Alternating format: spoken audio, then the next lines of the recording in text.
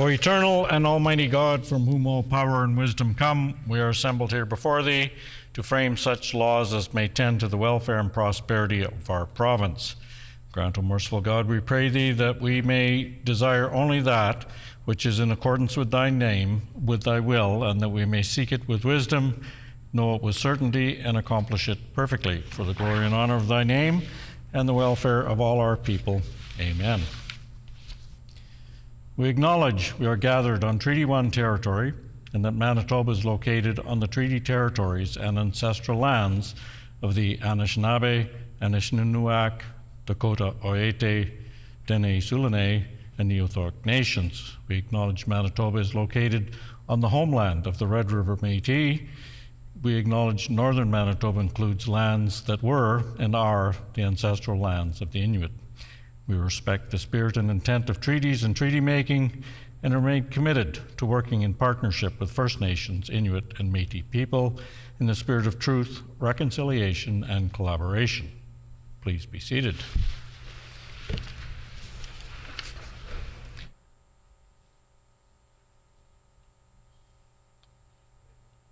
Orders of the day, private members' business.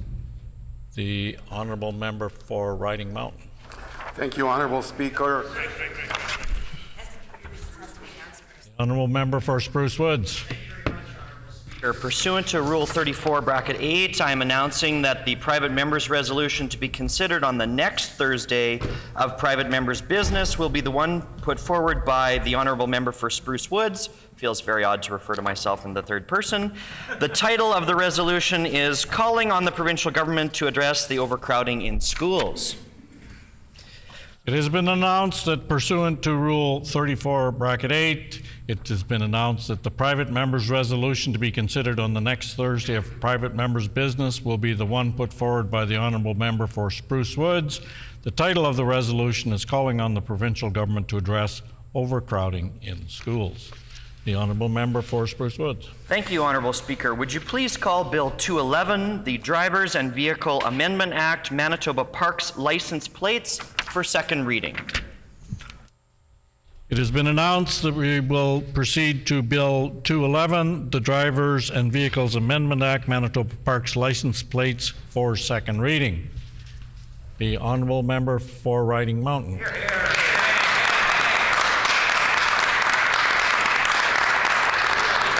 Thank you, Honourable Speaker. I move, seconded by the MLA for Swan River, that Bill number 211, the Drivers and Vehicles Amendment Act, Manitoba Parks License Plates, be now read a second time and be referred to a committee of this House.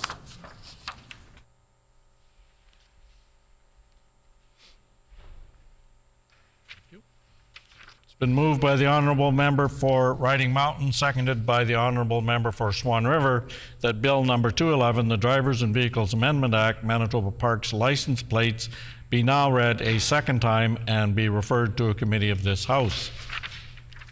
The Honourable Member for Riding Mountain. Well, thank you again, Honourable Speaker. I rise today with great enthusiasm to present to the House Bill 211, the Drivers and Vehicles Amendment Act, with the sole purpose of establishing a Manitoba Parks license plate. As the former Minister for Natural Resources and Northern Development, I bring this legislation forward with a deep and personal commitment to the preservation and enhancement of our beloved provincial parks. Our provincial parks are not mere tracts of land. They are the embodiment of Manitoba's natural beauty and cultural heritage. They serve as sanctuaries for wildlife, playgrounds for outdoor enthusiasts, and retreats for families seeking respite from the stresses of modern life. Indeed, our parks are treasured public assets that enrich the lives of Manitobans in countless ways. Bill 211 represents another significant milestone in ongoing efforts of governments to preserve and enhance our provincial parks. By establishing specialty Manitoba Parks license plates, we will provide Manitobans with a tangible way to demonstrate their support for these cherished spaces while contributing to their revitalization. These license plates will not just be symbols of pride, they will be vehicles for direct investment in the preservation and enhancement of our natural treasures. Specialty license plates have a proven track record of success in promoting various causes and community organizations. By extending this concept to provincial parks, we harness the power of civic pride to drive positive change. Manitobans care deeply about their parks, and Bill 211 provides them with a meaningful way to show their support. But this legislation is about more than just license plates. It's about recognizing the undeniable importance of Manitoba's parks to our collective well-being. Across our province, our parks offer endless opportunities for outdoor recreation, from camping and fishing to wildlife observation and nature exploration. During the pandemic, Honourable Speaker, Manitobans turned to our parks like never before in search of solace, rejuvenation, and connection with nature and their loved ones. Ensuring the accessibility and sustainability of our parks requires thoughtful investment and stewardship. That's why our former government took decisive action, such as establishing the Provincial Parks Endowment Funds with an initial investment of $20 million in 2021. These funds, managed by the Winnipeg Foundation, generate $1 million annually, supporting crucial park infrastructure projects and programming. These funds go towards trail development, children's playgrounds, infrastructure that can help and complement Manitoba parks. Our former government's extensive consultation and evaluation of our parks over the last 4 years underscores our commitment to responsible stewardship. We listened to over 10,000 Manitobans through Travel Manitoba's Provincial Parks Tourism Evaluation Study in 2021 and 2022. That study was the basis for the Comprehensive Parks Infrastructural Renewal Strategy, which, as the former minister, is extremely proud to release in 2023. This strategy outlined $120 million in park infrastructure investments and $103 million for roadway renewal over the next decade. These investments demonstrated our party's forward-thinking approach to park enhancement. From rebuilding the seawall and replacing the Nudimik Museum in the Whiteshell, to expanding yurts in Duck Mountain and Assisipi, to electrifying campgrounds and upgrading trails, washrooms, and wastewater lagoons, to modernizing and rejuvenating our park system for Manitobans and all park users. These strategic investments will ensure that our parks remain accessible, enjoyable, and ecologically sustainable for generations to come. More importantly, Honourable Speaker, they will create jobs, stimulate economic growth, and enhance the quality of life for Manitobans across the province. The establishment of Specialty Manitoba Parks license plates aligns with our commitment to public engagement and partnership. By allowing Manitobans to contribute directly to park revitalization through the purchase of these plates, we empower them to be stakeholders in the preservation of our natural heritage. Every dollar raised through the sale of these plates will be reinvested back into our parks, ensuring their beauty and ecological integrity are preserved for future generations. Honourable Speaker, I just want to talk a little bit about the experience in British Columbia. They established the plate program in 2017, and since that time, they've sold over 400,000 specialty parks plates in British Columbia. In 22-23 alone, they sold over 78,000 plates. But more importantly, they've invested over $8 million back in park infrastructure in British Columbia. So the potential of these plates is certainly enormous. So, Honourable Speaker, I urge all members to remember that our parks are more than recreational spaces. They are integral to our identity as Manitobans. By passing Bill 211 through second reading this morning, we will affirm our collective commitment to safeguarding these precious assets for current and future generations. Together, let us invest in the beauty and ecological integrity of our parks, ensuring that they remain a source of joy and inspiration for all Manitobans. Thank you, Honourable Speaker, and to my honourable colleagues for your attention and support today.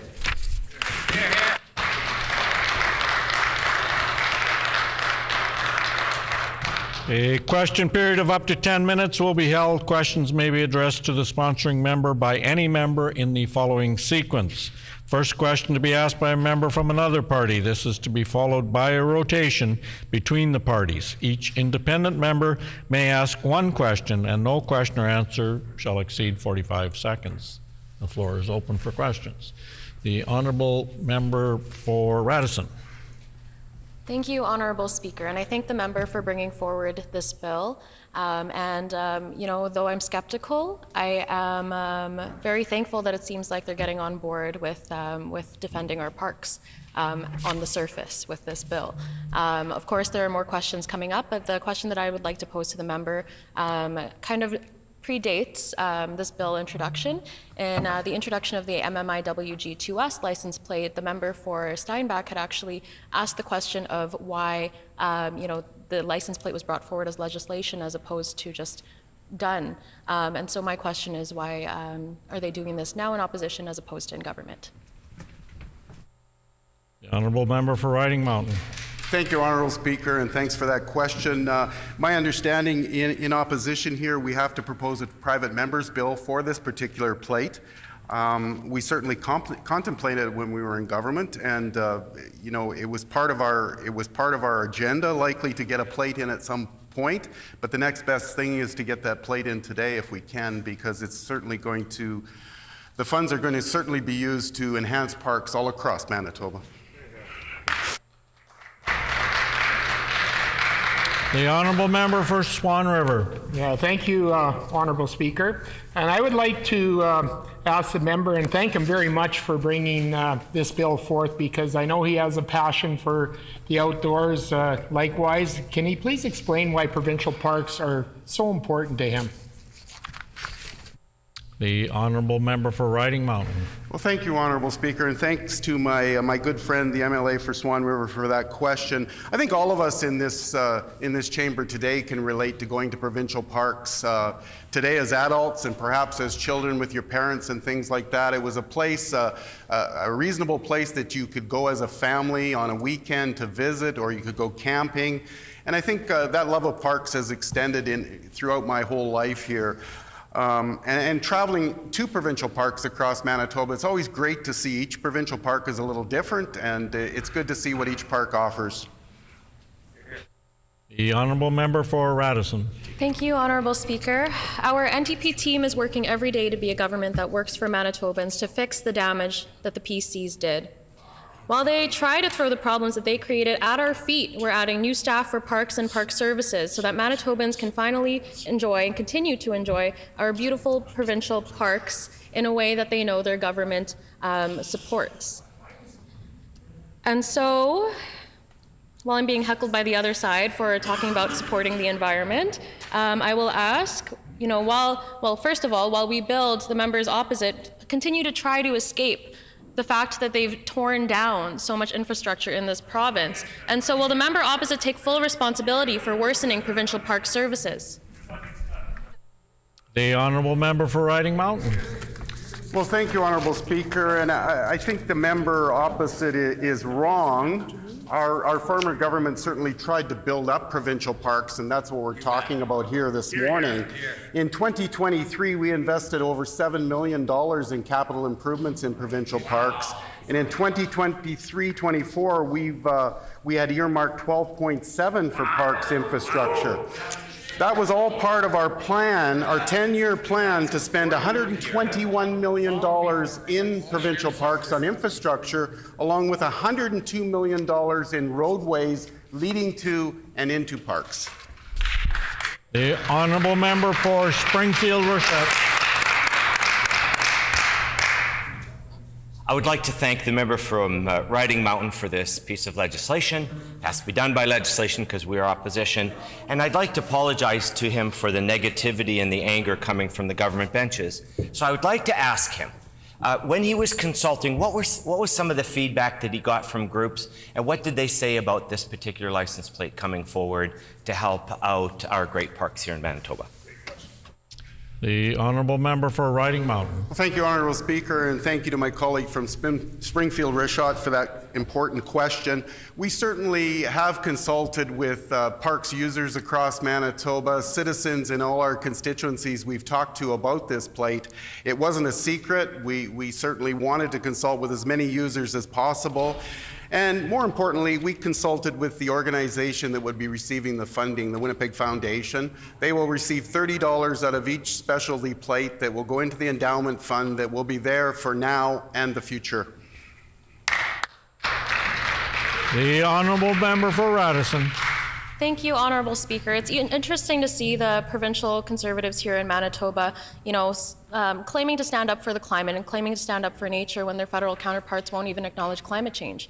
It's interesting to see members opposite change their tune on how to support Manitoba parks after years of cutting funding and selling it off to private companies. It's an approach that is eerily familiar to how they treated healthcare. So can the member put on the record why a PC government cut parks funding in half but now wants to champion a license plate? The honourable member for Riding Mountain. Thank you, Honourable Speaker. Again, I respect the question from the member opposite, but I beg to differ with what the member is saying today. In 2020 alone, our government invested $16.6 million in provincial park upgrades. So that's twice as much as we did in 22-23, and even more than an average of our 10-year plan. So I don't understand the negativity. Our government has always respected the environment. I was pleased as the minister to introduce the 93rd provincial park last year, Pemmican Island, and we certainly respect our infrastructure here in Manitoba, and we're always looking to improve it. The honourable member for Springfield-Richot. Yeah, and again, I feel I have to apologize to the honourable member from Riding Mountain for the anger and the vitriol questions that are coming from the NDP benches. They don't particularly have a very strong record on the environment. So I'd like to ask him, when he did all of his consultations, was there anybody who said they felt that we didn't need this plate? And if there was somebody who actually said they didn't feel we needed it, what was their argument for it, or was it basically all positive and supportive? The honourable member for Riding Mountain. Well, thank you, Honourable Speaker. And no, there was nobody that came outright and said we didn't need this plate. I mean, obviously, it's the public's choice whether they purchase this plate, just like the 13 other specialty plates we have here in Manitoba, where their funding goes to registered charities. So Manitobans love their parks, as we've said numerous times. As the minister on the other side always says she loves the parks. So all this is doing is supporting the parks we all love. So I encourage the opposition to get on board with this bill, and let's get it through, and let's get the money into the endowment fund for parks. The honourable member for Radisson. Thank you, Honourable Speaker. I'll ask a question that's very simple. Indigenous communities are at the core of our environment when it comes to having been the caretakers of the environment and Mother Nature for time immemorial. And so I would like to ask, did the member consult with Indigenous communities when putting forward this bill?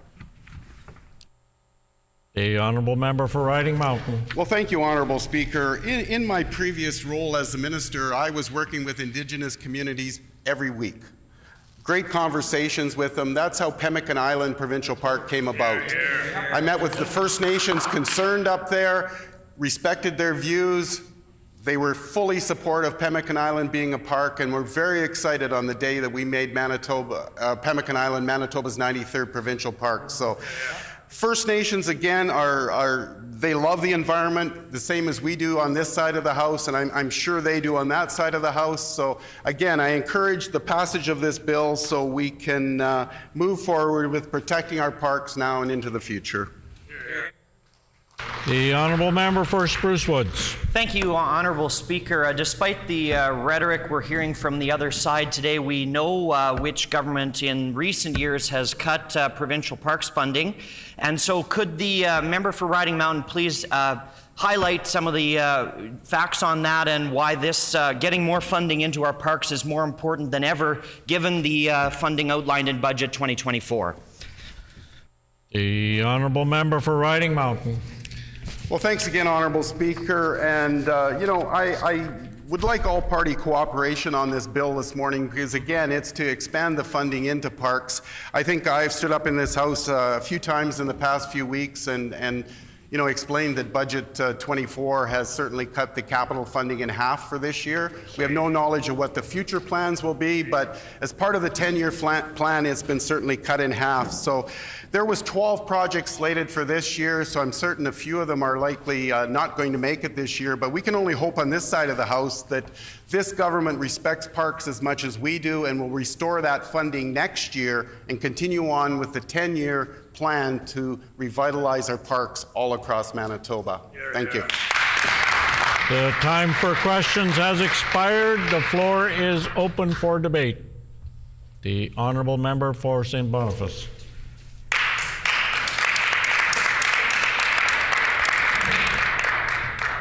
Well, good morning, Honourable Speaker. It's a pleasure to be here this morning to have an opportunity to speak towards this bill. As a Red River Métis and someone who actually has a cottage in a park, and I've actually been able to firsthand notice the cuts that have happened in parks over the last 7 years during the austerity of the last government. Nevertheless, it's an honor to be able to get up this morning to talk about parks, talk about the importance of parks, talk about the importance of the land, and specifically treaties. As an Indigenous person, I'm proud to be part of a government that respects treaties, that works with Indigenous peoples. We have no less than 10 MLAs that are Indigenous, 5 First Nations, 5 Red River Métis. And I think it's important that anytime we speak about a bill such as this one, we recognize, Mr. Speaker, that first of all, we are a listening government, and that we Please. collaborate. Honourable Speaker, not Mr. The honourable member for St. Boniface. My apologies, it's early, Honourable Speaker. Thank you for reminding me. And it's also a good opportunity to switch to the English language, as I sometimes speak in French in the House. Alors merci, Monsieur l'honorable Président, pour le rappel.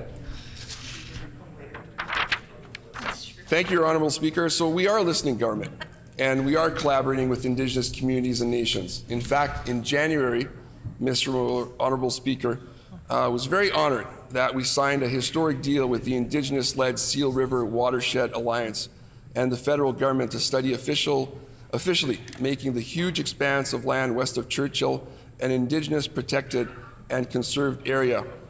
In fact, last Wednesday, Honourable Speaker, I had a chance to go to the viewing with one of my coworkers in regards to a beautiful viewing of We Are All from the Land, which spoke about the importance of our ties as people to the water and to the land. And in fact, the Seal River watershed, which is west of the Hudson's Bay, mostly in northern Manitoba, is one of the largest ecologically pristine watersheds in the world, and one of the richest carbon sinks in Manitoba.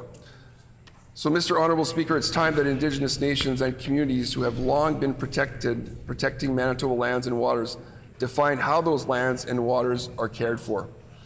We want to ensure that every young person across Manitoba, whether in northern, rural, or urban communities, can learn on the land from their elders and from their families.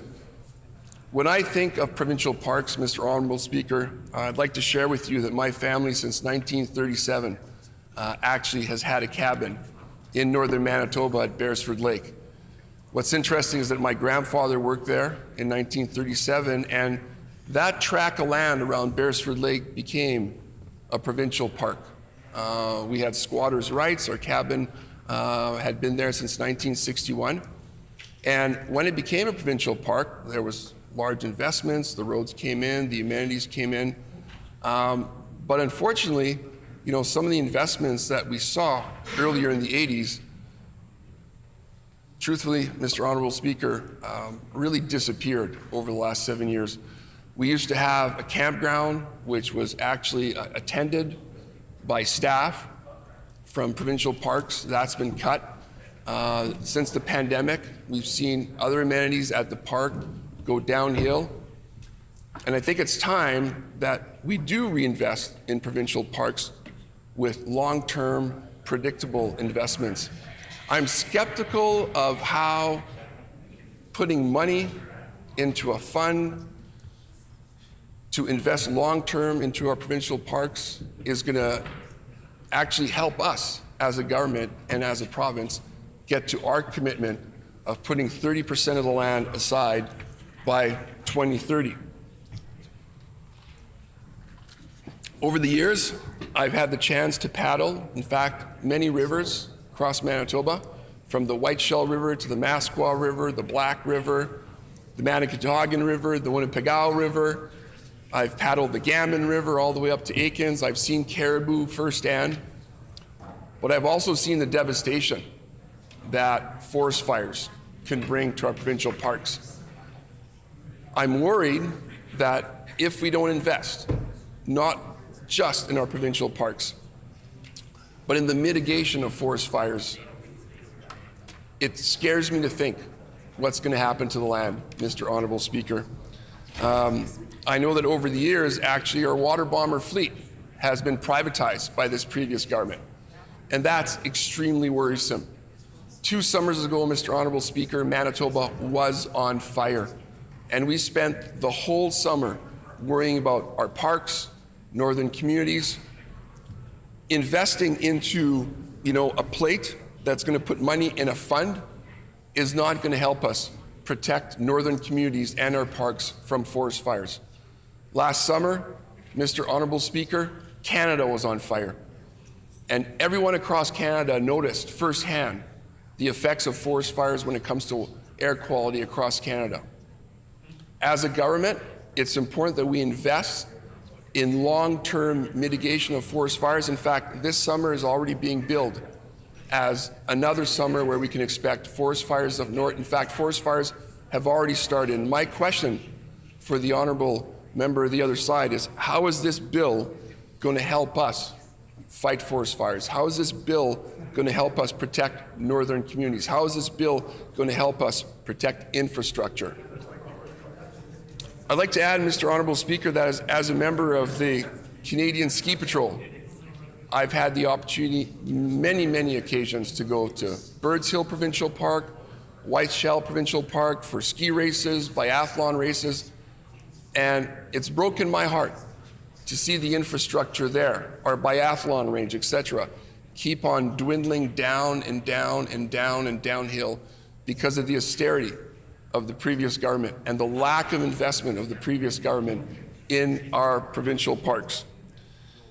Last but not least, Mr. Honourable Speaker, I'd like to talk about our government's approach into investing in provincial parks and investing into the lands and waters and lowering our emissions by investing in our provincial parks, planting trees, and increasing wildfire protections, which I spoke about. So at the end of the day,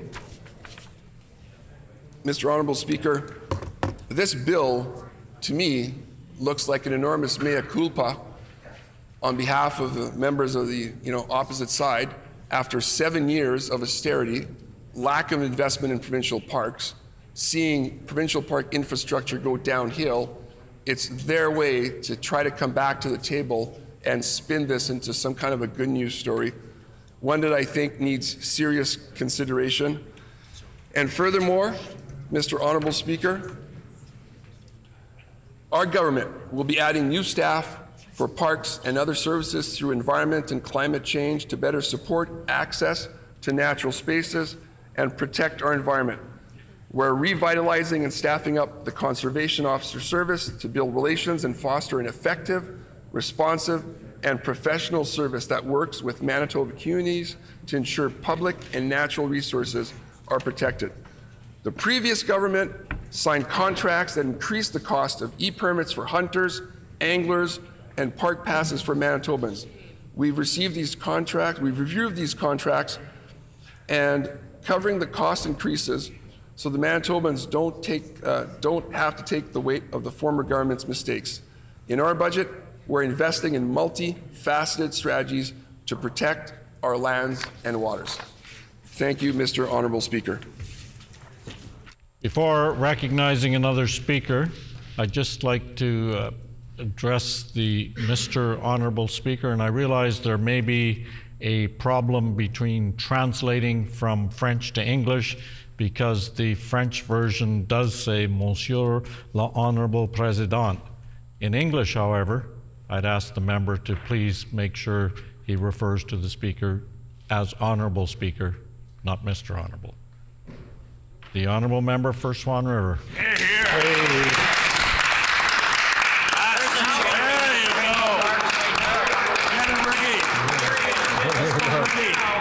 Thank you, Honourable Speaker. It gives me great pleasure today, and I want to thank my friend and colleague from Riding Mountain for this very, very, very important bill. It's a chance and an opportunity for us to come together. I mean, there's a lot of things that have happened in the past by governments. You know, I can go ahead and I can look at 2015 when the NDP went and they stole from the parks budget and they hiked cottage fees from 250 to 750% to try to alleviate their $1 million deficit that we inherited in 2016. So, but let's put that aside. Let's come together as a group, as a team to make what's better for Manitobans. Myself, as an educator, for 35 years, 25 of those years was spent in environmental management.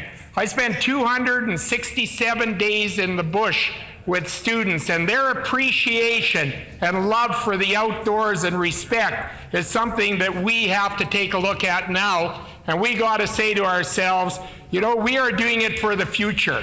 This endowment fund will definitely put money in there, and in times, tough times of government, because we all encounter them, we got an endowment fund that we can pull money for to help improve our parks and the great outdoors. These are important things for Manitobans. I just want to also refer, in 2017, new provincial parks. In addition, I can remember when Chief Chennai was in here and met with the minister and myself and Chief Zastre from West Pacific, and they were very proud to know, or happy and proud to know, that we were designating Pemmican Island. And in 2017, the new provincial parks were designated for Goose Islands and Grand Island in the North Basin of Lake Winnipegosis. These islands had great significance for traditional lands utilized by generation of Anishinaabe people from Pine Creek First Nation.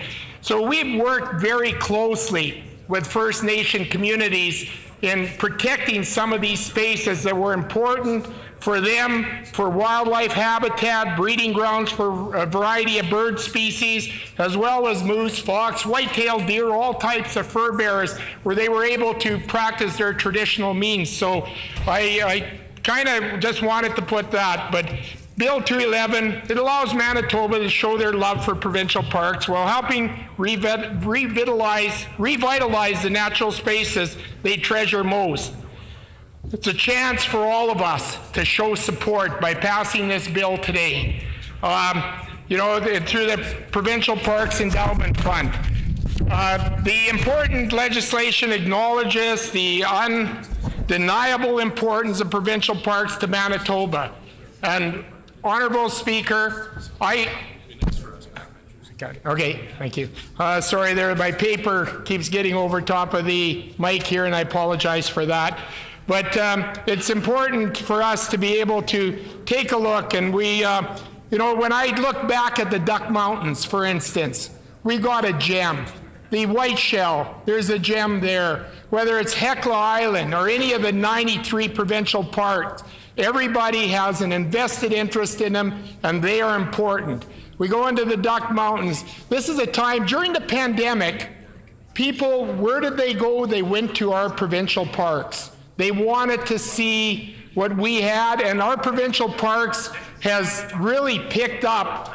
I can think here right now, the only problem we have in our provincial parks is there's not enough seasonals for families to be able to go up there to enjoy these provincial parks, to be able to go there with their family, for the students to go, or for the children to go on a hike with mom and dad and really get that outdoor experience, to be able to go and catch their first fish on East Blue Lake or Laurie Lake or Childs Lake or any of the beautiful lakes up there in the Duck Mountains, Wellman Lake. And it's so bountiful. And when you go up there and you see the number of people there, and I recall last year going, and the beach was full. There was 150 people on the shores of East Blue Lake, you know, just all enjoying that experience. And this is what this is about. Are we going to deny Manitobans through tough times to cut our budgets and then not be able to have them experience? Or do we want to enhance their experience, to be able to enhance our park, to give them that little bit of extra so that, you know, there's the facilities That's a huge thing. The facilities in our parks are so important. You know, Turtle Mountains, that's another great place, right next door to the Peace Gardens. We gotta keep our parks accessible and maintained. And how do we do that? During tough times, it's kind of difficult, because when we were in government, I know what it was like trying to keep, you know, trying to get people, our graders and maintainers on the road, because people didn't want to take their campers. They said, you know, this is our life.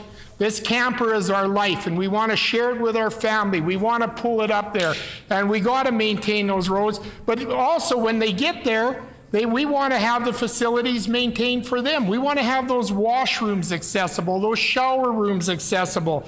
And we can get into one project, and all of a sudden, we got $1.5 million project. Well, how far is it going to go when we need 10 or 12 projects to do this in a given particular year? Manitobans expect smart investments, so they want to contribute to those investments. It's very important. They want to see, Manitobans don't mind paying when they see things are invested back. They don't want to see a slush fund where a government goes ahead and takes a whole bunch of money out of parks and goes and sticks it into general revenue. They don't mind paying a little more fee for that particular park pass, or that $2 overnight stay, or an increase of $2 overnight stay, or perhaps $50 for a seasonal. They don't mind that, but they want to see that money invested back into that park to enhance their experience. And that's the important thing. So this is all about partnerships, Honorable Speaker, about partnerships. And here's a chance for the members across the floor to partner with us to do what is best for Manitoba. It is a chance for us to invest in our future, a chance for us to invest in the future stewards of our environment. These are the ones that are going to be taking over from us. You know, it's not we always sit here and we take shots across the floor at each other, and I know that sometimes it's a real mess for you to try to settle out and keep us calmed down, but here's a chance where we got to work together. We got to say, you know what, we want to make our parks better for all Manitobans. And if the members across the floor want to take credit for the next three and a half years, great. I mean, it's going to be great. And I will say, hey, the NDP got this done. You know, we need their support in order to get this bill through and enhance. And you know what? We'll take pride in driving around and having that dynamic license plate on the back of our car, because we'll say we're proud of Manitoba. We're proud of our provincial parks. We're proud to invest in them, and we're proud to give the opportunity for the future stewards of our environment. It allows Manitobans to leave legacies. We can go ahead, and here's an opportunity to do something within the park and leave a legacy in the future. And a lot of us as MLAs, we can say in 15 years, you know what? We were part of that legacy. We got that done. And here's our grandchildren enjoying it. They are seeing some of the great things that Manitoba has to offer. The fund generates, this fund could generate a lot more licenses we sell at $30 toward the endowment fund, could build, and all of a sudden we got a significant amount of cash that we can invest into our parks to make things great. It's dedicated to important upgrades, including trail development is a huge thing in the Duck Mountains. We get all these skidoors, quadders flocking there in the winter. It's enticing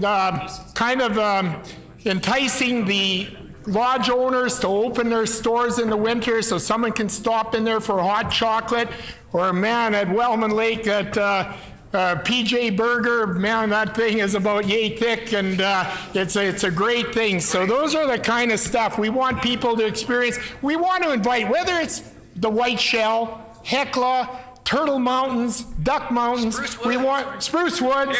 We want to bring people in. Honorable Speaker, we just need support of the members across to make this happen. So let's do it together.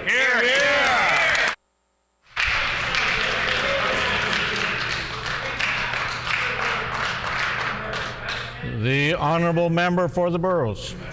Let's hear it, Dulce.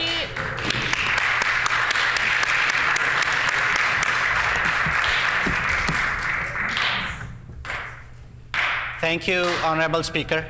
It's my honor to rise today and talk about Bill 211, the Drivers and Vehicles Amendment Act, Manitoba Parks License Plate. We all know that parks are important, and we all know that what our license plates reflect or say is also important. I lived in BC before moving to Manitoba, and I loved the BC license plate. And the moment I made a decision to move to Manitoba, the first thing I looked at was the license plate. And I was so much connected to BC's license plate because I thought it's beautiful. It is beautiful, and it says beautiful British Columbia. I came to Manitoba, switched my plates, and the first thing I got to know was that the fee was way less for the license plate than BC. Made me happy. I got connected to the license plate and what it says. We all know what it says, friendly Manitoba. So I started seeing beauty in the word friendly. It's good. And as we go, we get to learn so many things. For example, when we create opportunities and platforms by bringing various legislation, as the one today is on the table and we are debating it, we get to read, we get to listen, we get to educate each other about new things. And I'm sure not all Manitobans would know that we have so many specialty license plates here. Many people know that we have Jets plate, Blue Bombers plate. I lived in Brandon, and there is Wheat Kings plate, right? And the proceeds go to Brandon Humane Society. Great. There are so many others. University of Winnipeg, another plate, Curl Manitoba, basketball, and there is another, Maddox Warriors. We support and create awareness about cancer in children. Significant. Snowman Specialty Plate. Canadian Armed Forces. So here's an opportunity that we create to educate each other. And I want to take a moment to appreciate my colleague, Minister for Housing, Addictions, Homelessness, and Mental Health, for bringing the new license plate for MMIWG2S. Just after a few days, the bill was passed. I had a coffee meeting with one of my close friends, and while we were talking in the parking lot, I saw this plate on his vehicle. Made me happy. Now, talking about the significance. Significance is education, and another thing we're talking about here is funding parks. I don't know how much we would be or could generate out of this plate to fund parks, but I agree that any specialty plate is very important to educate the people about a particular theme, about a particular subject. When we talk about parks, we have been talking about parks this morning. And we see what happened for last 7 years. Honestly, there were cuts. There was less investment in our parks than we could have done. And there were concerns. Manitobans raised concerns for the decisions the PC government took to hand over hunting and fishing licenses system and parks passes to private organizations. And I want to mention it here that the private organizations, say companies from down south, not even Canadian companies, that was not a great choice. And people gave their feedback. People spoke up about that. And I want to ask members opposite that when their team took such decisions, how much consultation was done with Manitobans? That's my honest question. Was there any consultation at all? Were those decisions approved by Manitobans, or it was supply-driven decision? And when we again think about generating money through license plates, sometimes it feels like on the one side we're cutting, on the other side we're proposing to raise funds through license plates. It's like stealing $1 million and donating a loonie.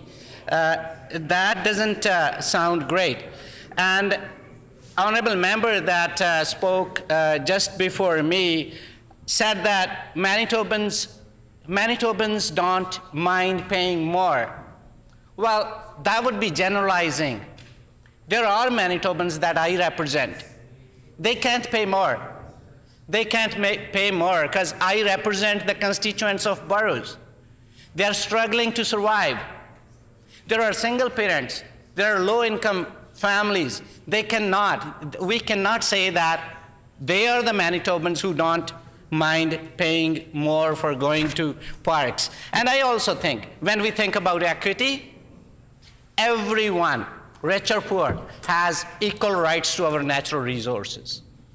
And when we talk about natural resources, it reminds me about protecting land, about protecting water, about protecting our, plant species, animal species, and our parks play a great role in preserving our lands. And whenever we talk about preserving our lands, we talk about our indigenous communities, we talk about indigenous elders. During my stay in Manitoba, whenever I got a chance to maybe attend an event where an elder was speaking, I would find a moment to spend with them to know more about how to preserve natural resources. And I feel blessed when I'm standing having coffee with a grandma and listening what's their lens of looking at our natural resources. And I see that those seniors, they're like our parents. They're so much worried about what's happening to our natural resources. And we should be learning a lot. There is a wealth of knowledge there. And it makes me happy when I go to Seven Oaks, a key center. They have that piece of land and a training facility there. They talk about nature. They talk about various kinds of grasses and plants and animal species. You go there, walk. You go there and talk to the faculty and staff there. Participate in smudging. It's so much blessing to be there and learn how important our natural resources are. And I appreciate their knowledge about diverse plant and animal species. They know a lot. And another thing that I came across is the concept that we don't own the land. Land owns us. For the first time when I heard this, it made me so happy. That's the reality. We live on the blessings of land, the fruits of land, whatever land provides to us, everything, I would say. So we need to see through that lens, and we need to appreciate. And I want to appreciate our current Minister of Environment and Climate. She is taking steps to invest more in our parks, adding new staff, and staffing up conservation officers. And she's also reviewing the PC contracts and making efforts to maybe ease, to maybe make some choices that the Manitobans who are going to use the parks don't have to pay more than what they can afford. So thank you for the opportunity, Honorable Speaker.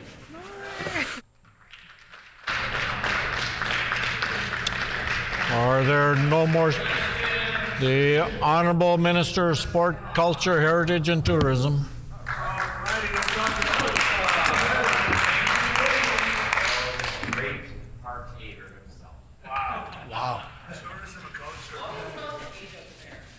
Okay. Well, I mean, it's really to hear that I might be a park hater. It's kind of disheartening because I made a lot of years working in parks and actually a former employee of Assisipi Provincial Park. You know, growing up in the western part of the province, I had the privilege to be able to load up with my mom in the morning as she drove up to the education office in Russell. And I'd take the car and I'd drive up to Assisipi. So spend my summers, May through to August every year, working in Assisipi Park. And to hear that we don't value parks, I think is just wrong. And especially to say that of me. Obviously, people don't know who I am, and they're just ascribing rhetoric to try to make a point. It's not productive. And one of the best things, you know, one of the things that we would get to do there at Assisipi, we'd gather at the shop at the top of the hill. So I would encourage all of the members over there to take the time to visit the park, not just the ski hill, and see what they have going on there. I think there's some really cool things. And we'd get together and get our orders for the day. And we can go through some of the things we used to do is, if you ever see those stumps along the road, that was the worst job ever, was to try to paint those. But paint 1,500 little stumps alongside the road. I didn't have a lot of fun doing that, but I mean, it was great to be out in the sunshine and enjoying nature. And then have to go there whippersnip and then have those rocks fly, hit you in the face wasn't a lot of fun either. So that was one of my memories of Assisipi, but one of my best memories of Assisipi is working with an old guy named Jim. Jim had spent a career working in parks. He was from Inglis, and so he would work there year-round, and he would always tell stories about what it was like to see the park, and he was really, without a license plate, being able to invest in our parks and make them a place worth visiting. And I would get in the garbage truck with Jim, and being a young guy, he'd always send me to pick up the dirty carp remains at the fish cleaning stations. And so one of my favorite memories of my life is riding that garbage truck with Jim and him giving me life advice and talking about what it meant to work there and what it was, what it used to be, what it could be. He always had those kinds of stories for us. So that was really great experience, and it really pains me to hear that that we hate parks. I mean, that's just not right. And when I got to have children of my own, and was able to save up a few dollars to buy a camper, it was important to me to visit all the different parks in our province, provincial parks. You know, reservation systems, and this is under both governments, and pre-license plate. So I remember that clearly. We went and picked up my camper. I had no idea what I was doing, but sat with my dad, and we agreed we go to Adam Lake and get side-by-side camping spots. And the boys were, I think, 11 months and 2 years old. And just to bring them out there and to run around, rip around safely, and to see some of those paths and walk over to the campsite next door where my parents were. Adam Lake was a really good spot to visit the park. So I'm just wondering, my question is, why is it necessary to have a license plate to be able to do these things? And at the same time, I'm just really appreciative of all the work that the people in the Parks Manitoba or Manitoba Parks system do to make sure that these experiences are there for everyone in the next generation. After spending some time at Adam Lake, we would go to Spruce Woods. Spruce Woods was a nice little spot with the sand, the nice beach there, and good family loops where people can park their campers in a U and just have stuff out and enjoy parks. And one of the nice things about Spruce Woods at that time is that Glenborough's emergency room was open. And it's always a nice thing for provincial parks to be close to small communities, but also communities that have hospitals. And I think that's what our government is about, is making sure that communities have the ability to care for the people that not only live in those communities, but visit their surrounding. So Spruce Woods is another great gem of Western Manitoba. So yeah, Spruce Woods Provincial Park's beauty. So I have no problem with saying that. I would hope the MLAs across the way agree with that. And at the other end of the spectrum, here that I hate parks. It's just ridiculous. I spent 7 summers, 7 years working at Riding Mountain National Park as a park interpreter. So if anyone wants to know what kind of wildflowers exist in Riding Mountain National Park, I can tell you. I can tell you where some of the bear dens are that would take people walking through the park to let them know. I'd love to share the idea that Manitoba has one of the densest black bear populations in the world, and that Riding Mountain is a UNESCO heritage site because of its different prairie fescue, and just home of it's just a diverse ecological community, and it's why it's so important to preserve. But that's a federal park, but I know that they work very closely with the communities north of the park in the MLA of Swan River's constituency.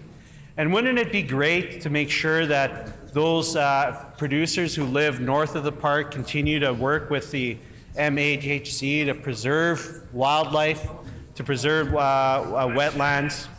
Well, I said, wouldn't it be nice, right? And then at the same time, does license plate accomplish this? That's a question that we're going to be deliberating in this House for the next little bit.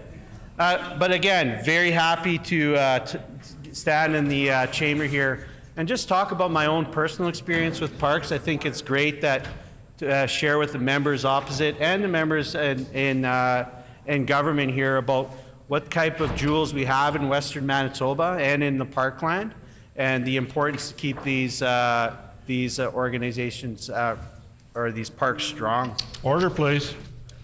When this matter is again before the House, the Honourable Minister will have 3 minutes remaining, the hour being 11 a.m., the time for private members' resolutions. The resolution before us this morning is the resolution brought forward by the Honourable Member for Midland. The Honourable Member for Midland.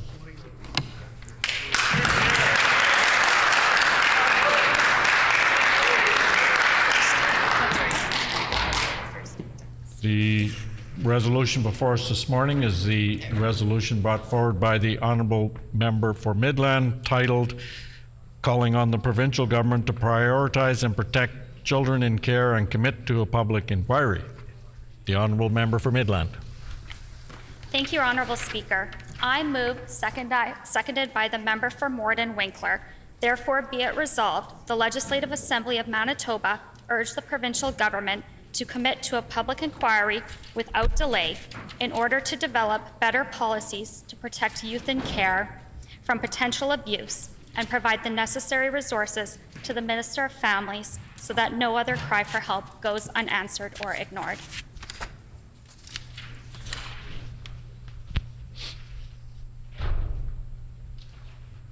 It's been moved by the Honourable Member for Midland, seconded by the Honourable Member for Morden Winkler. Therefore, be it resolved that the Legislative Assembly of Manitoba urge the provincial government to commit to a public inquiry without delay in order to develop better policies to protect youth in care from potential abuse and provide the necessary resources to the Minister of Families so that no other cry for help goes unanswered or ignored. The honourable member for Midland. Thank you, Honourable Speaker.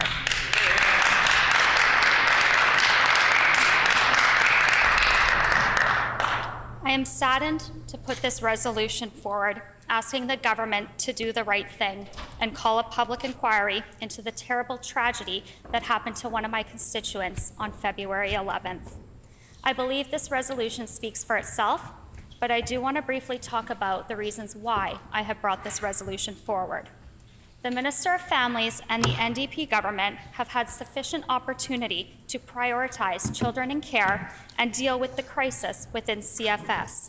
Unfortunately, vulnerable children and youth simply have not been a priority for this government.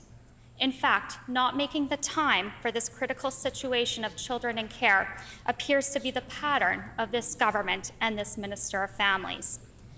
Beginning with the Manitoba Advocate for Children and Youth Act review, the Minister has opted to rush this important legislative review. I presented an option to have this critical and important review conducted by an independent panel of experts.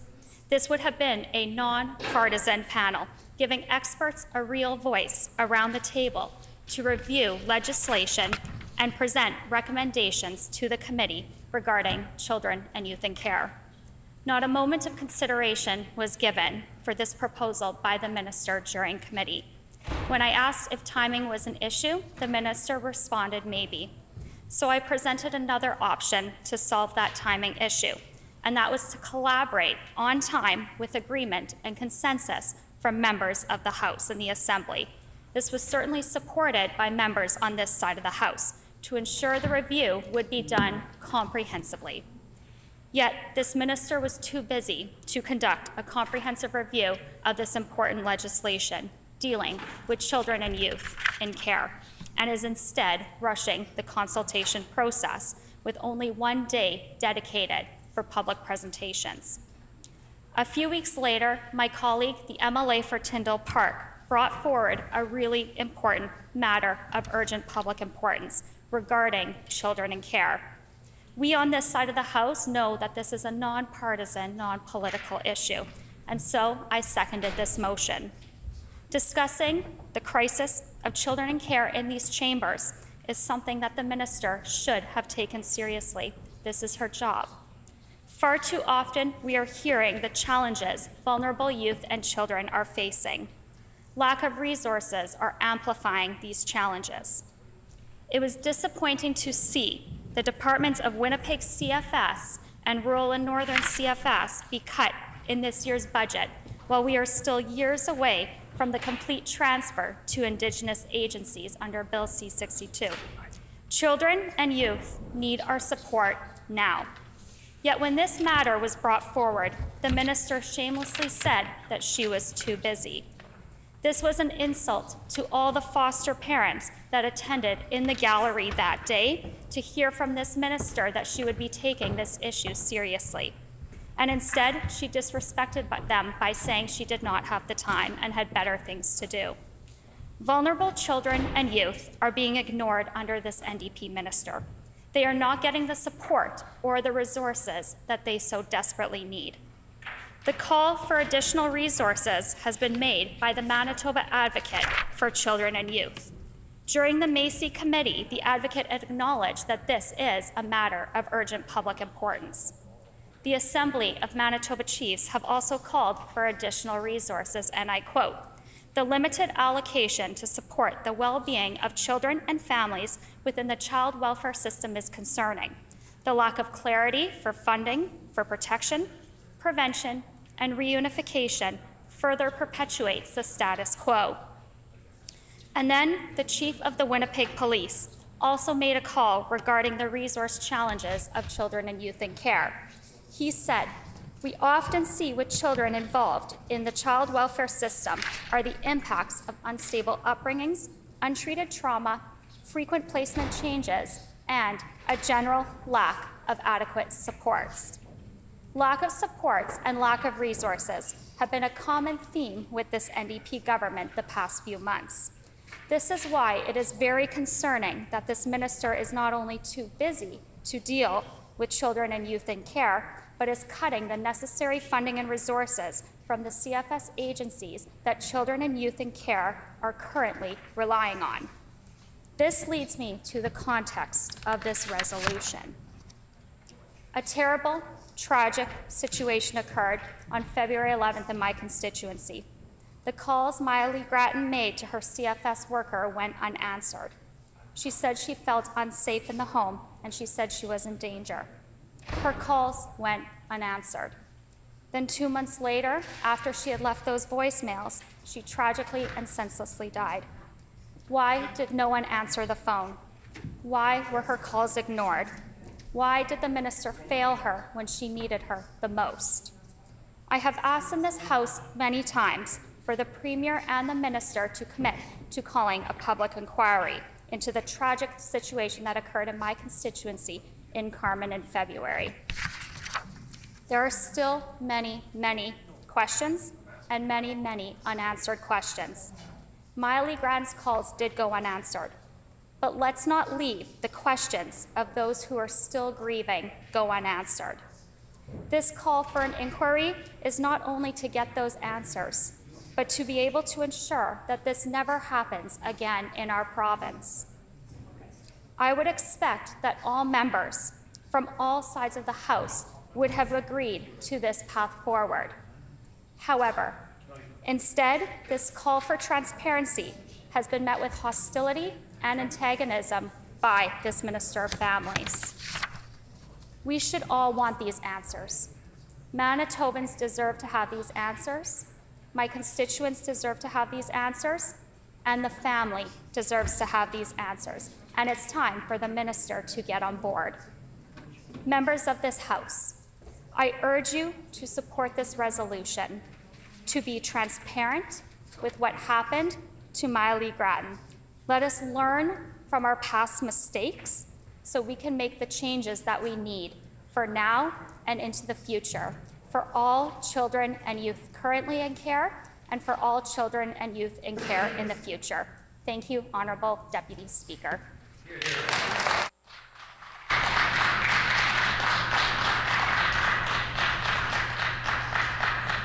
A question period of up to 10 minutes will be held, and questions may be addressed in the following sequence. The first question may be asked by a member from another party. Any subsequent questions must follow a rotation between parties. Each independent member may ask one question, and no question or answer shall exceed 45 seconds. The Honourable Member for St. River. Thank you, Honourable Deputy Speaker. This resolution speaks to a tragedy that impacts many Manitobans, but Indigenous families most especially. During these difficult times, our government is working with Manitobans from all backgrounds to decolonize the CFS system and ensure that the safety of children in care is first and foremost. Can the member opposite tell us how many chiefs and First Nation advocates she met with when she drafted this resolution, and which chiefs and First Nation advocates did she meet with? The Honourable Member for Midland. I thank the member opposite for their question. The family of Miley Grattan said that they were encouraged that the Premier was open to a public inquiry, and I'm sure that they are very discouraged right now that a public inquiry hasn't happened. The Honourable Member for Morden Winkler. Thank you, Honourable Deputy Speaker. Why do you think this inquiry is important? The Honourable Member for Midland. I thank my colleague for that question. You know, as I made in my opening remarks, there are many unanswered questions and questions that Manitobans still have with what happened in the lead up to Miley's death. We need to fully understand what happened in the system where the breakdown of communication occurred so that it doesn't happen again. And a public inquiry is the most transparent and accountable way to find out those answers so that we can see what recommendations come forward so we can protect future children and youth in care. The Honourable Member for St. River. Thank you, Honourable Deputy Speaker. The member opposite didn't answer my first question, so I'm going to pose that question again. And if no answer comes, then I will assume her answer is you did not consult with anyone. Which First Nations chiefs or advocates did you meet with before drafting this resolution, and who were they? The honourable member for Midland. I have consulted with Manitobans, and there has not been a single Manitoban that has said they do not want a public inquiry as to what happened. I will remind the members opposite that this tragic situation occurred in my constituency. I have spoken to my constituents in Carmen, and the first thing they ask is what is going on with this internal investigation? Why haven't received the answers that we need? Impact of the town. The honourable member for La Vérendrye. Thank you, Honourable Deputy Speaker. As a member of this legislature that has young children myself, a 6-year-old and a 3-year-old, the tragedy that we saw in the community of Carmen is something that hits close to home. Along with that, the community of Carmen is close to me. I do a great deal of business in that community and have close friends in the community. So speaking to them, I see the effects that this has had throughout that community. So I'm glad that the member for Midland is passionate about the government doing more for this situation that we're faced. So my question for the member is, what are the limitations of an internal review? Time has expired. The honourable member for Midland. Deputy Honourable Speaker, by conducting an internal review, the process does lack external and arm's length oversight that would ensure objectivity with the findings. Public inquiry is, as I've mentioned, the most transparent and accountable way to get some of the answers that people and Manitobans are still looking for. A public inquiry will provide recommendations that government can then follow, and it will be able to be transparent and ensure that children who are currently in care and children and youth who are future in care can feel protected by the system that they're in. Thank you.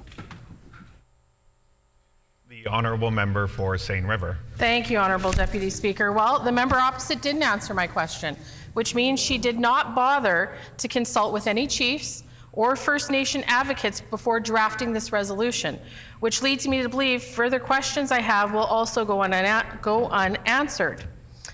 Making life better for all Manitobans requires that we listen to those most vulnerable. We've heard from Indigenous leaders and law enforcement community alike that they endorse our plans to make this province safer for our youth. Can the member opposite please share with us the relationship she has with the First Nations families and community leaders, specifically in a way that pertains to the matter of her resolution? The honourable member for Midland. Thank you, Honourable Deputy Speaker. Similar to my colleague from La Vérendrye, my constituents are in Carmen. I have many friends, neighbours, and even family in Carmen. When the tragedy first happened, I immediately reached out to community leaders. I'm in conversation with them regularly. My constituency office is in Carmen. I'm there on a weekly basis. So, I am in constant communication and contact, and as I've mentioned, they are asking for answers with what happened in their community. They are asking for answers with what happened with this tragedy. They have children, they have family members that attended school with Maya Lee, and they want to ensure that what happened to her and what happened to the family does not happen again. Member's time has expired. The honourable member for Morden Winkler. Thank you, Deputy Speaker. I'd like to ask the member, why is it important for us to have new policy for 17-year-old Maya and for other children in care? The honourable member for Midland. Thank my colleague for that good question. This was a terrible and senseless tragedy that happened, and as we've seen, throughout the media, through conversations, Maya Lee's text, a voicemail, with her CFS worker went unanswered. 2 months later, she did tragically die. We need to understand fully what happened. Why did her calls go unanswered? Why did she tragically and senselessly die within kind of that 2-month period from when she left a voicemail and that call for help went unanswered? These are the types of things that we need to know, the failings of what happened within the CFS system, so that we can make the changes that we so desperately need for children and youth in care now and for children and youth in the future. Thank you. The honourable member for Seine River. Thank you, Honourable Deputy Speaker. This is going to be a tough question because I know members opposite don't know what they don't know. It is integral to understand that when we have these discussions about CFS, child safety, and Indigenous communities, that we approach it from a decolonizing perspective. Members opposite have demonstrated they don't understand reconciliation or what it means to decolonize a system. The history of Canada includes the genocide of Indigenous peoples, and one of the methods of doing this was taking children from their parents and away from their culture. This has left us with pressing questions about how to right these wrongs and manage a system that has caused harm. Our government is committed to this work. What is the PC's plan? The member's time has expired.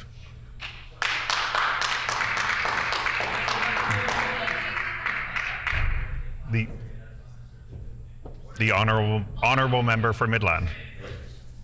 Thank you. This resolution is a call for help for Manitobans. It's a call to ask for additional resources so the Minister of Families can do her job in trying to decolonize the current system. And this is a path that we all want. We want to ensure the transfer to Indigenous agencies. This is something that the PC government initially started, and it's going to take time. It will. It's not happening overnight. As we've seen, certain agencies, they're spending years trying to make this happen. But what we're seeing right now is children and youth do need help. They need help now, and they're not getting the resources or the support that they need The from member's this time has Minister of expired. Family.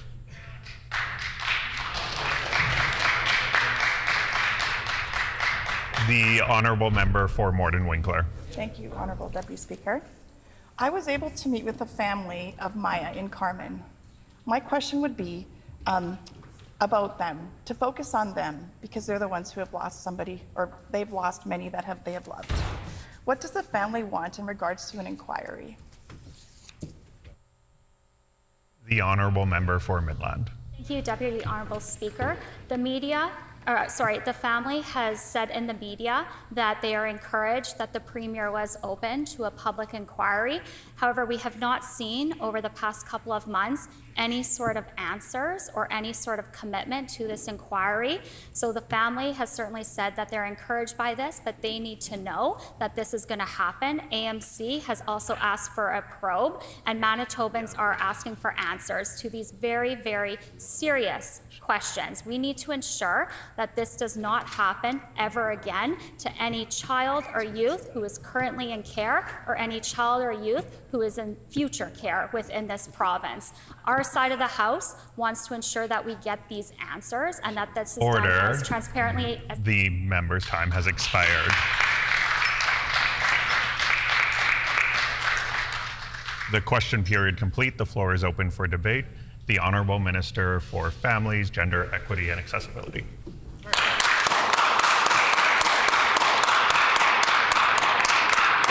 Honourable Deputy Speaker. I'm pleased to put a couple of words, factual words on the record here this morning. First, let me just be explicitly clear with folks watching and for members opposite who have put so many erroneous statements on the record today. It should be explicitly clear, and I've made note of this previously both in the House and in the media, that I immediately called for a departmental review of the tragedy that occurred in Carmen. And I think that it's important to understand that the department has its process to do to ensure that we are executing a comprehensive, robust departmental review.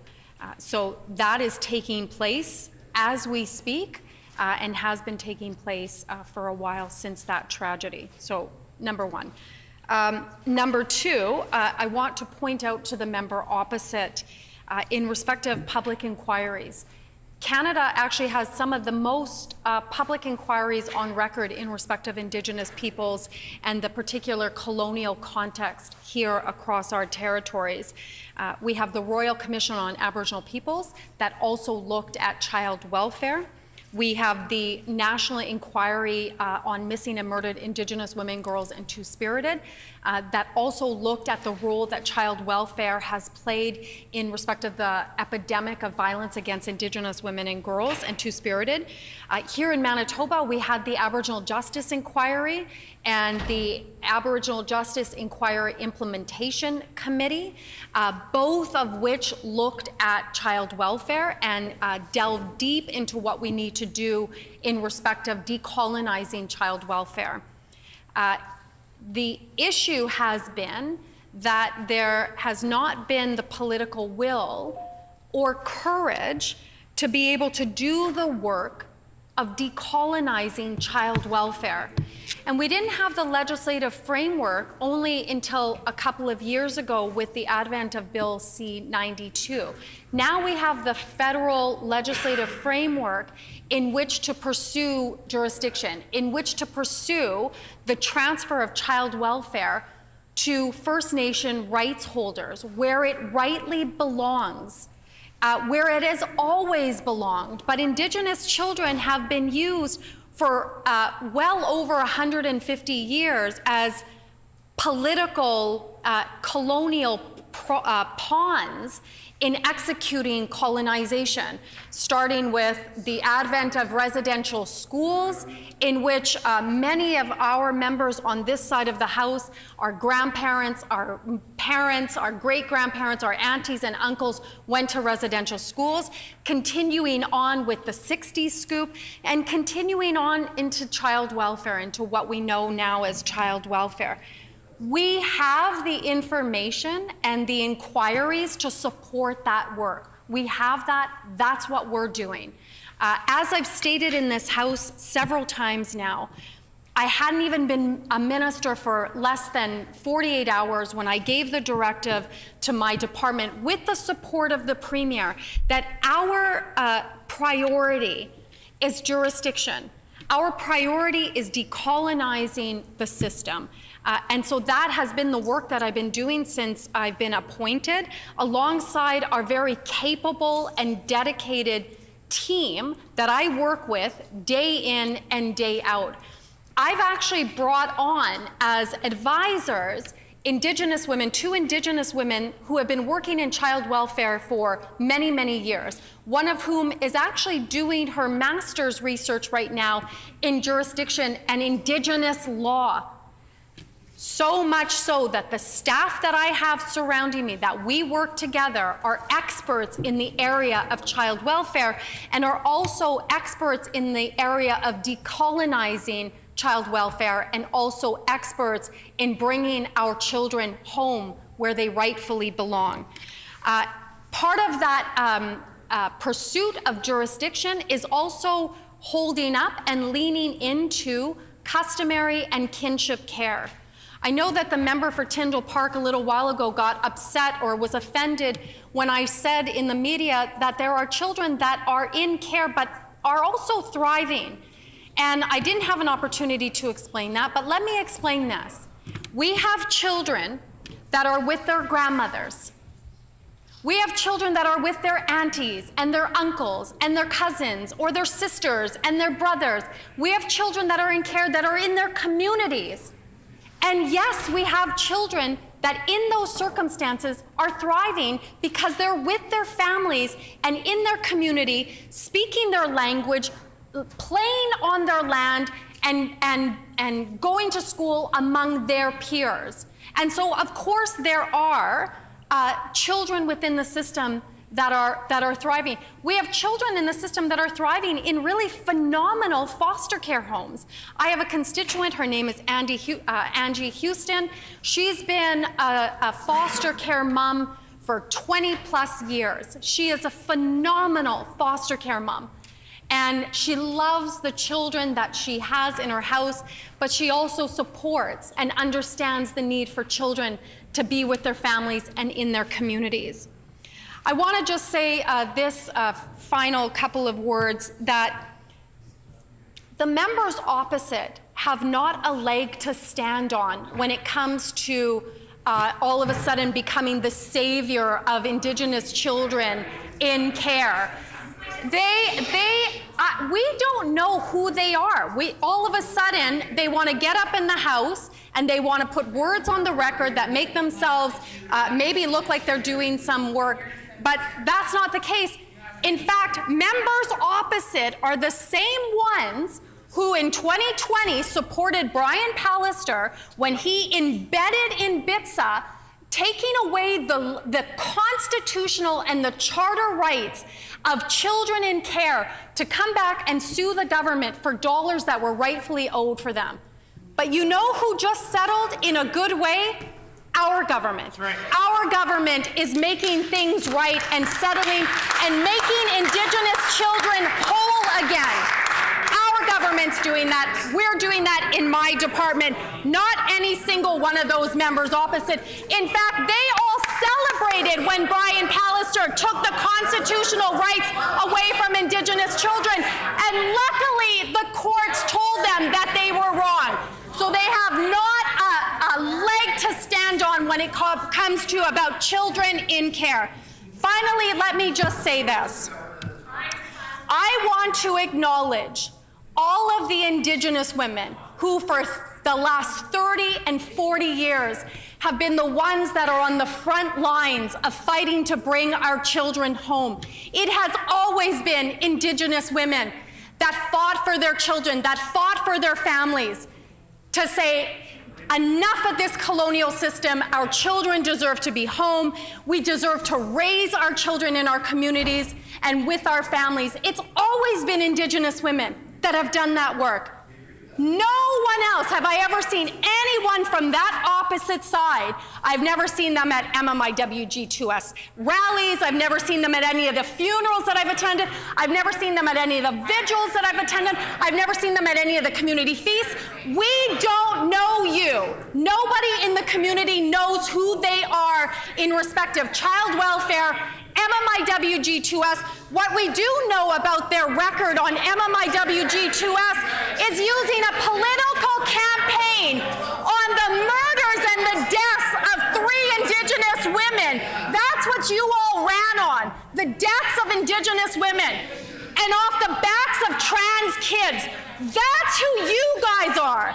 And so you're going to stand up in the House and act like all of a sudden you care about child welfare?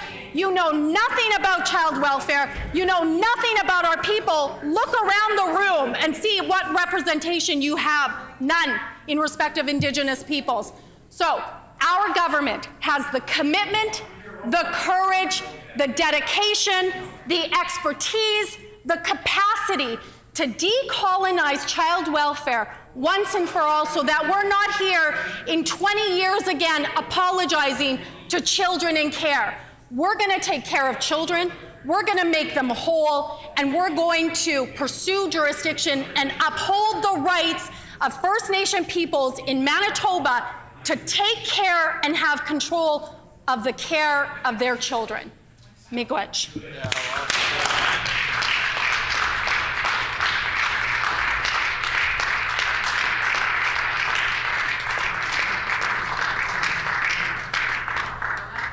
The honourable member for Morden Winkler. Hear, hear.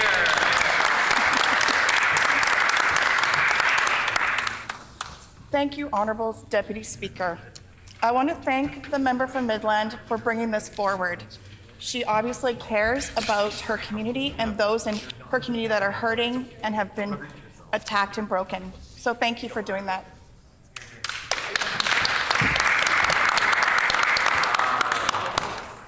I'm going to go off script for a minute because I've heard a lot of things from across the aisle. And I am offended deeply when I get told that I don't know foster parents or foster care. I don't know Indigenous children. I have never grown up with any of these things. I've not attended vigils. It's heartbreaking for that to happen across the aisle when they don't know me. That's right, they don't know me. Have they taken time to get to know me as a member? They don't care. They absolutely don't care. I am speaking as a mother from a broken child who came to my home as a foster child. I went through the foster care training system. I went and I did training on how to teach and be part of his spiritual journey as an Indigenous child.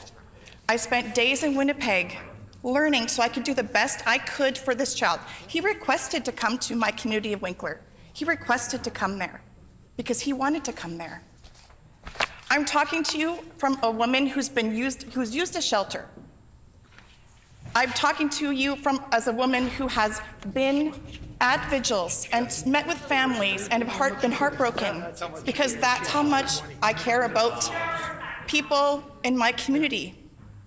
So I just needed to put that out there because I think it's disrespectful for people to say things to us that if they don't know us. And I am open anytime to meet, to get to know me, because I would love to share my story with you because I think it's valuable, just like everybody else in this province has a valuable story to tell.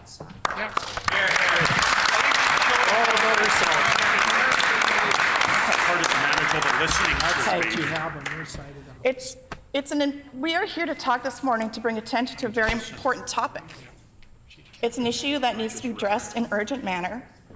We are calling on the province of government to prioritize and protect children in care and commit to a public inquiry into the deaths of a mother and her 3 children and her 17-year-old niece. Her niece that was living with her and her family was under the care of Child and Family Services. We are here today to discuss what happened in February. In February, police discovered the bodies of 5 multiple crimes around Carmen area. 5 members, including our 4 children, were slain tragically. 5 victims, including 17-year-old Maya Grattan. Charges have been laid against Amanda Clearwater and her family's common law partner. Sorry, I'm just a little riled up. The Premier has said he is open to a political inquiry. He has said internal work about asking questions and pursuing accountability is already underway. This is one of the worst tragedies Manitoba has ever seen, involving 4 children. One of those children was 17 years old and in the family services system.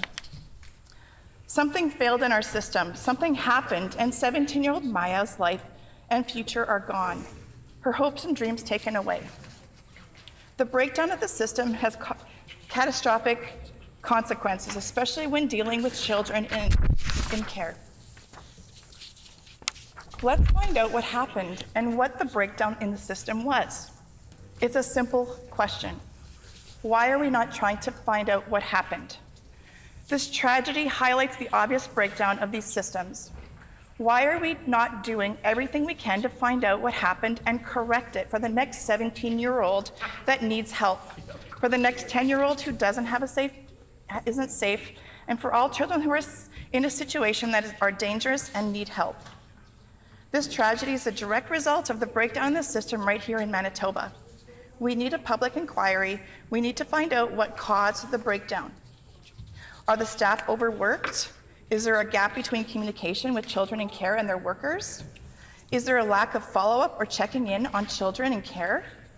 Is there a lack of funds to hire enough workers? These are all questions I believe that a public inquiry could answer. I believe by doing an inquiry, we can find out what happened and how the system failed. We can find out better ways. We must always continue to move forward, improving and giving kids the best possible future, and that includes doing some things that protect children. We need to learn from the situation like this tragedy. We need to do justice for the mother and the children and those who are still in care. We want to know what is being done and make sure it happens immediately. One life lost is one too many. This can never happen again. We must do everything possible to protect the vulnerable children. The minister has failed to address immediate and near-term risks within the existing system. There are kids in care right now that are in situations that are not safe. How has this changed in the last 6 weeks to ensure that if a child calls in and they are heard and they are removed from the dangerous situation as fast as possible? We are asking for a public inquiry to be done. We do not want an internal review. Internal reviews fail to produce objective, productive conclusions. We need to ensure that a public inquiry is being done. The public is rightfully concerned. We here at the legislature are rightfully concerned. The impact of tragedies is devastating and causes a ripple effect across families, communities, and our province. We need to take this as an urgent cry for help from a teenager who was not heard, as a public inquiry must be done. We need to do this on behalf of all the teenagers and children in care right now. The government and leaders, we need to do what we can. We must do something so that this never happens again. Manitoba has the second highest rate of intimate partner violence. This should always be a red flag when children are placed in homes. Manitobans are deeply troubled to know that one of the victims had reached out for help. 17-year-old Maya called and reached out for help. Manitobans want to know why that call went unanswered and did not result in her safety. I ask again, can we do a public inquiry? We must exhaust every option to prevent tragedies like this from happening again. Exhaust every option. Indigenous governing bodies assuming agencies over their own communities' child welfare would benefit from a robust public inquiry, the findings of which would be universal across Manitoba. We need accountability. We need to find out what happened and how the system failed. Why did her calls not resound an urgent situation? Again, there's a shortage of staffing. Is there a process that's not being followed through with? We need to find out what happened for the future children and families. We need to make the changes. We need accountability and we need transparency.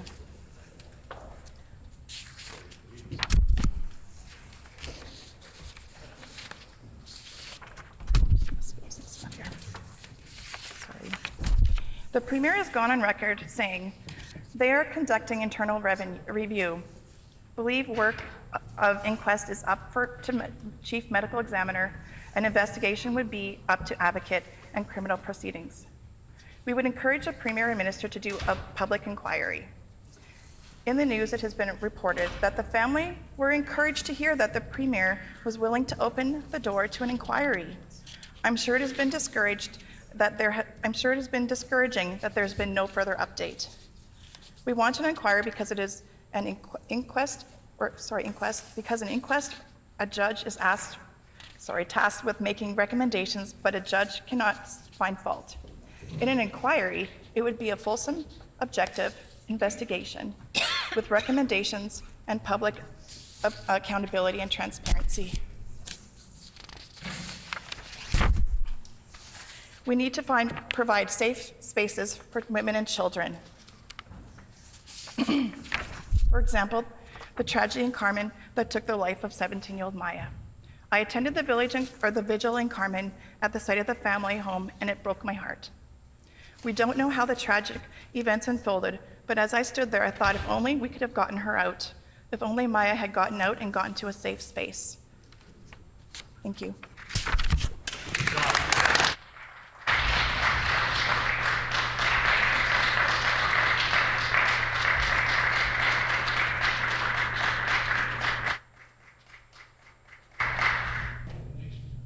The Honourable Member for Radisson.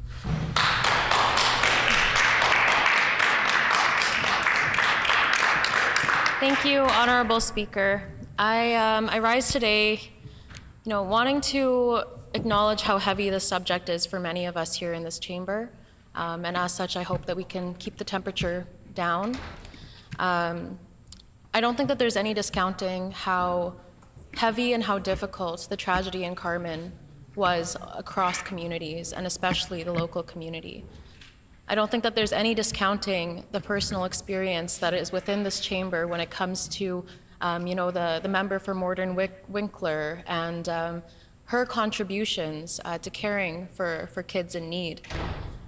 And I don't think that there's any discounting when it comes to our Minister of Families and her lived experience as a child in care. Meanwhile, why I asked that we bring the temperature down on this subject is because this lived experience is something that can be so easily forgotten and insensitively pushed aside when it comes to this chamber. Especially when we hear heckling from the other side, hearing, quote unquote, do your homework, being yelled at a child, a former child in care, who now has come across all kinds of challenges in order to make it here in government, to do the decolonizing work that is necessary in order to ensure jurisdiction. I would ask all members of this House to truly and sincerely consider what their words mean.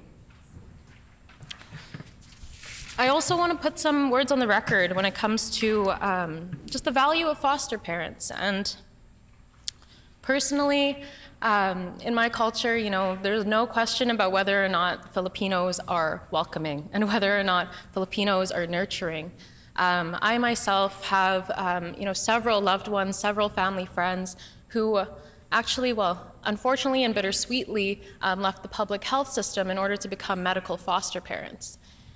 They, underwent the entire shebang of planning a home around what this opportunity would present for them and many children who are looking for a home. And I hear stories from folks who across the previous campaign have heard many valuable stories about foster kids who have been stripped of their identity. And so two things can exist at the same time. One being a community like our Filipino community being nurturing and welcoming and ready to step up to the plate when it comes to taking care of kids, but also the need for those kids in care who are being cared for by their caregivers to have their identities fully honored and realized. And that's why I think that it is so important that we recognize and do justice by the work that our Minister of Families is doing for the system. She said it herself that in the next 4 years, child welfare here in Manitoba is going to look drastically different in the best of ways. Jurisdiction is going to be returned to First Nations, authorities and governance and the communities of which these children truly and over generations heartfully belong to. And I think jurisdiction belongs with families, it belongs with these nations, and it belongs in community. And I find it heartbreaking when I hear of Indigenous children who who believe to their core that they aren't Indigenous. They believe they're Filipino, in fact.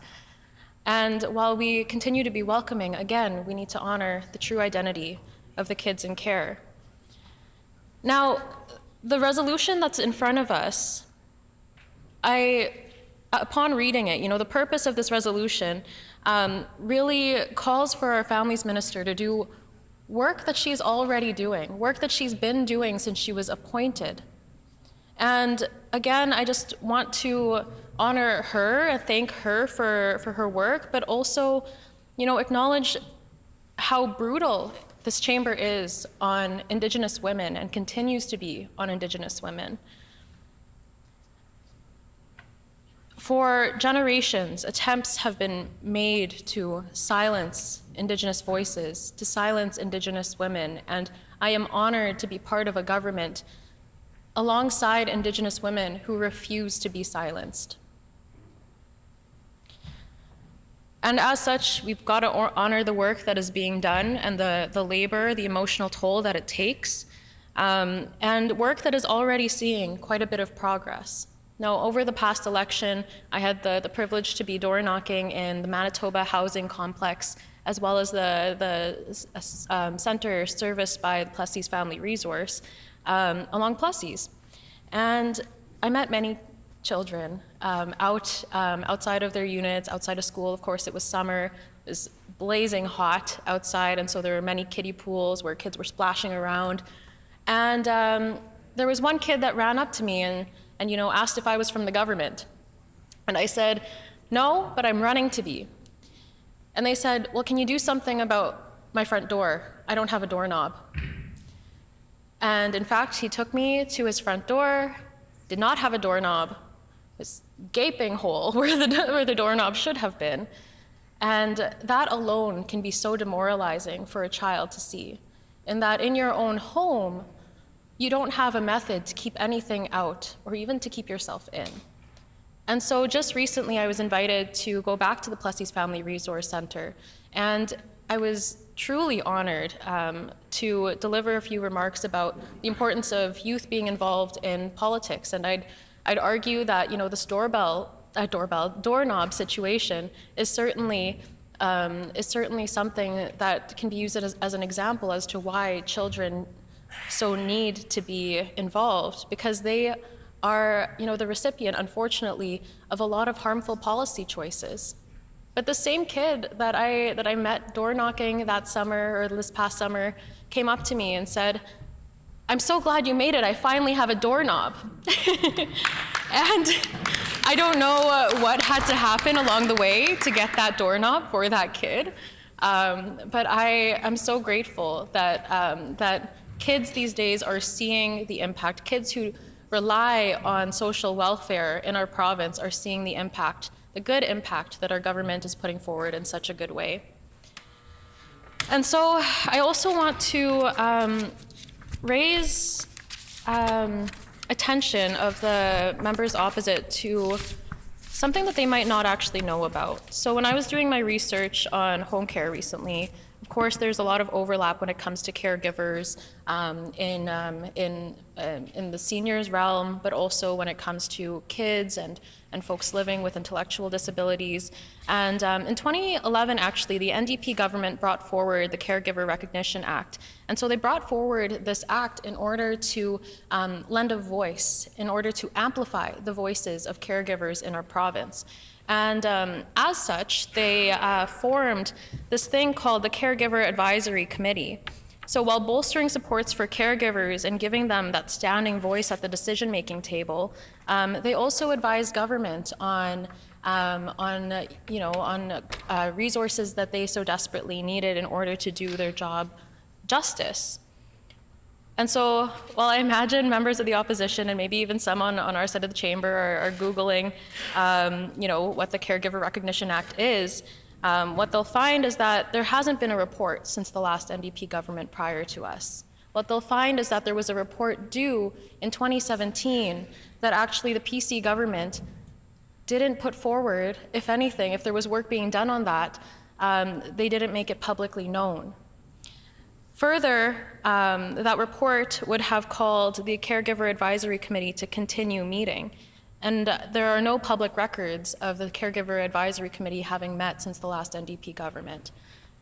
And so I would, I am in no position to give members opposite political advice. Frankly, I don't think that they should be giving us political advice.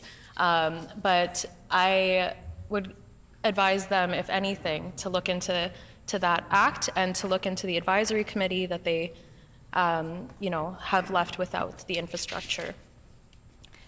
I would also advise, giving new members on that side of the House the benefit of the doubt, that they look to what was done in the past when it comes to legislating away the rights of children in care.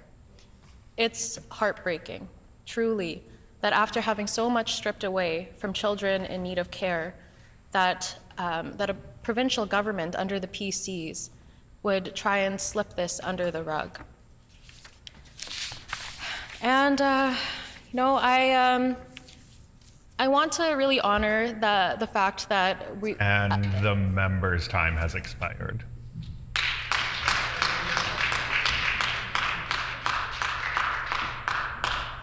The Honourable Minister of Housing, Addictions, Homelessness and Mental Health. All right.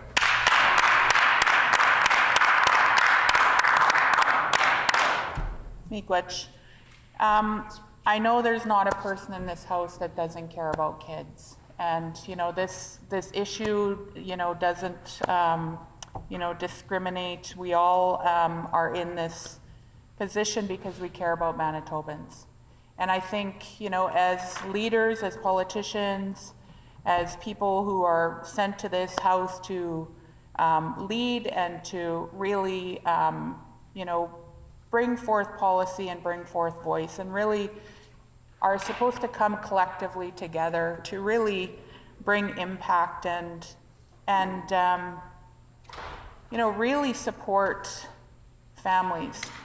And I think, you know, what our minister is doing in terms of decolonizing the system, supporting families in terms of bringing kids back to their families and into their communities. And I know the Minister of Families since day one has been doing that work, has been listening to families, has been working with families, has been working with communities.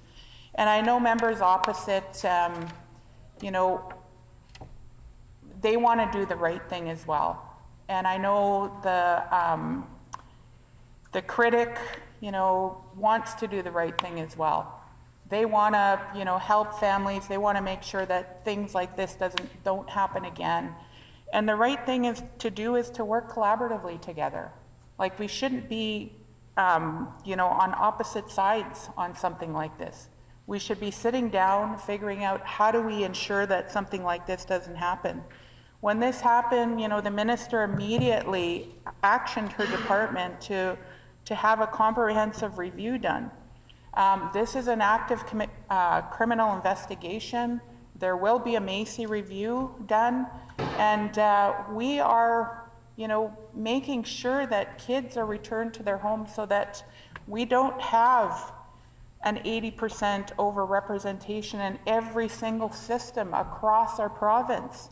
I was just in Brandon meeting with the Brandon Community Renewal Corp, and they're doing a comprehensive review on homelessness right now. And over 80% of the people that they've met with for this, this study that they're doing are kids that have been in care, that are homeless, that have been incarcerated, that don't access the medical system because they don't have good relations because of being in care. Like, there's so many ramifications for families, for children, because of going through the system. And we need to work together to figure out how do we keep families whole and keep families together.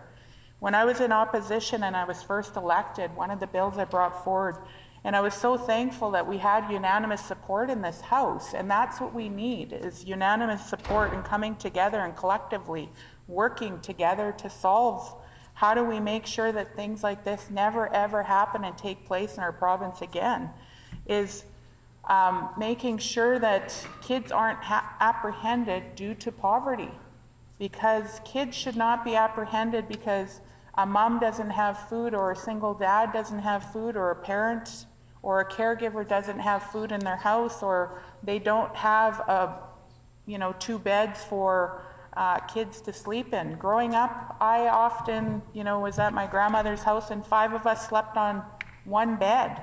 You know, we all slept sideways. We shared a bedroom growing up, 3 of us. You know, a CFS worker could have walked into our house and said, you know, they all need a bedroom, we're taking your kids away. But we can't be doing that these days. Like, we need to support families and meet them where they're at and ensure that kids are staying in their homes, because we know that it does more damage to take kids away than it does good. So how do we do that? We do that by this customary care and supporting kids and keeping them together. We've seen what, you know, residential school has done. We've seen what 60 Scoop has done. And we see now, you know, what the new residential school and 60 Scoop is. It's the child welfare system. And I think we can all agree that this isn't the way that we want our kids raised. And sure, there are times where kids do have to be apprehended and taken into care. But at the same time, we have to figure out how do we keep our kids safe when they are in care. And as a teacher, I also worked in the child welfare system for 12 years when I worked in Marymount. And there are some amazing people that provide care to our kids, and there are some amazing foster parents as well. And I just want to uplift and honor all of the work that's being done out there, because there are some amazing people that are doing some incredible work. But again, we all need to come together and figure out solutions together, and we shouldn't be on opposite sides on this. We should be coming together and figuring out solutions, because this is such a sensitive issue. Like, kids are sacred. And, I'm a mother, a grandmother.